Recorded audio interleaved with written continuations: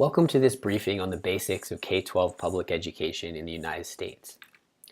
The briefing makes 4 key points: that the purpose of public education is contested, the system is highly decentralized, how well our schools are doing depends on who you ask, and improving our schools is a serious management challenge. When you finish watching this series of videos, you should have a better understanding of why the system works the way it does, and be better able to anticipate how new change efforts might unfold. The briefing is organized in 4 parts, each posted as a separate recording. This is part 1. The purpose of public education is contested.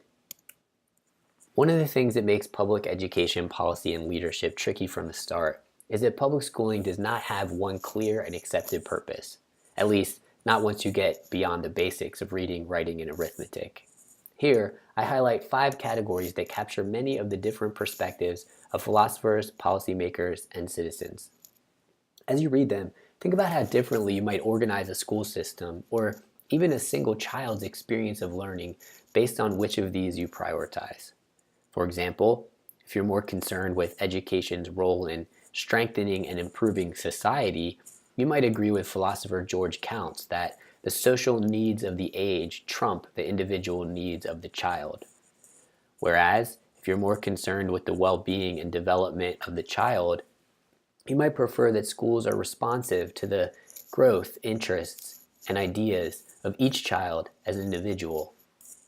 If you prioritize preparation for employment, you might be concerned that education is developing marketable skills and is responsive to changing workforce needs. Whereas, if you prioritize developing the mind, you might worry that vocationalism undermines the academic tradition of learning present, for example, in the liberal arts. These goals compete for time and resources, and sometimes are in clear opposition to one another. In a public system funded by taxpayers and overseen by elected officials, it is not surprising that these different emphases push and pull, ebb and flow, compete for time and resources, and change based on contemporary circumstances. Despite the lack of consensus about what the most important goal is for our public schools, there has been widespread support in the United States for the maintenance of a free system of public schools, according to Corcoran and Gertz cited on the slide. As this graph shows, the 20th century was a period of dramatic expansion of access and educational attainment. Take a look at 1900. At the turn of the century, just 6% of Americans graduated from high school. Today, the U.S. high school graduation rate is over 80%, the highest ever. Lynn Olson has written that if one word could summarize American education in the 20th century, that word would be more. Today, there are more students attending school for more of the year and for a longer period of their lives than at any time in our history. Over the course of this century of expansion, different goals rose to the top during different periods. In her book, Schooling America, Patricia Graham organizes the prevailing goal of 20th century public education into 4 distinct periods: assimilation, adjustment, access, and achievement. While it is interesting to understand these shifts, and I recommend digging into it more deeply on your own, what is probably more important for our purposes here is to consider a few overarching ideas relevant to thinking about how change efforts unfold. I'll focus on 3 of these. First, the education system has changed, proving its ability to shift and respond to changing societal demands. But also that this change has never been as complete as its proponents would have liked. As Graham writes, schools have not adjusted to the new musical scores with alacrity. They are typically just starting to master the previous drummer's music when new drummers appear.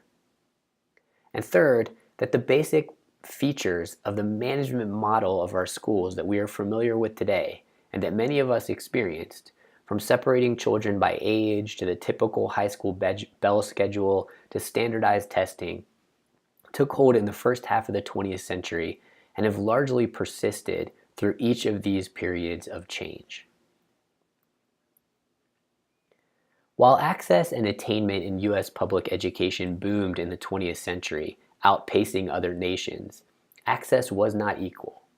Black and brown Americans and their allies have fought for access to quality education throughout American history and continuing through the present. And access to schooling varied based on class and region. Graham writes, "Traditionally, we have been satisfied with the excellent academic performance of a few, including some rich and a few poor, some white and a few of color. For the remainder, we have settled for much more modest achievements." Comparatively, at least, in the 21st century, Americans are concentrating their educational energies on improving the academic achievement of all our youth. This is reflected in the goals of school districts today.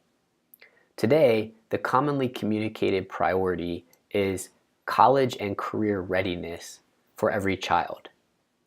This slide shows the public vision statements of 3 large city school districts communicating this goal. You can see that their vision has moved far beyond what would have seemed like a tremendously ambitious one early in the last century: high school for all. They are clear today that every student should graduate high school ready for college. Graham writes, "During the last half century, we have come to believe that schooling is not complete without college." In 1996, President Clinton said, quote, "Our goal must be nothing less than to make the 13th and 14th years of education as universal to all Americans as the first 12 are today." Consistent with this expanded vision, one survey found that by 2000, 87% of Americans agreed that a college diploma had become as important as a high school diploma used to be.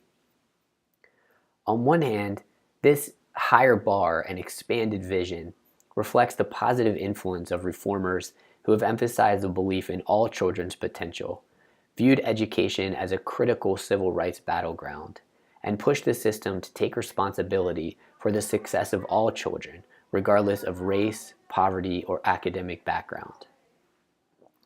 It also reflects a recognition of the demands of a modern economy in which the disparity in economic outcomes between college graduates and those with a high school diploma has never been greater in the modern era.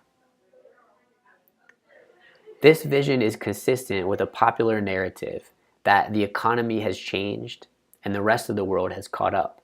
If all students are not prepared for higher level, higher skilled jobs, they will struggle to compete in a globally competitive economy, compromising their own futures and the future of the nation as a whole.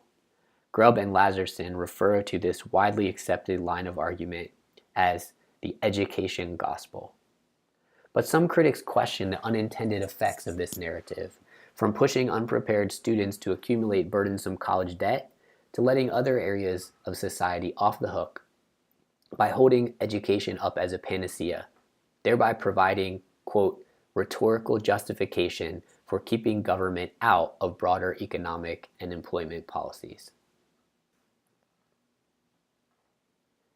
This closes the first section of our briefing.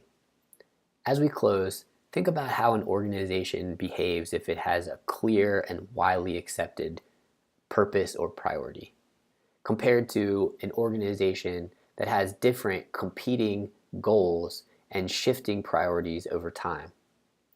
How might that difference influence how those organizations respond to the needs of their stakeholders and how change unfolds in that context?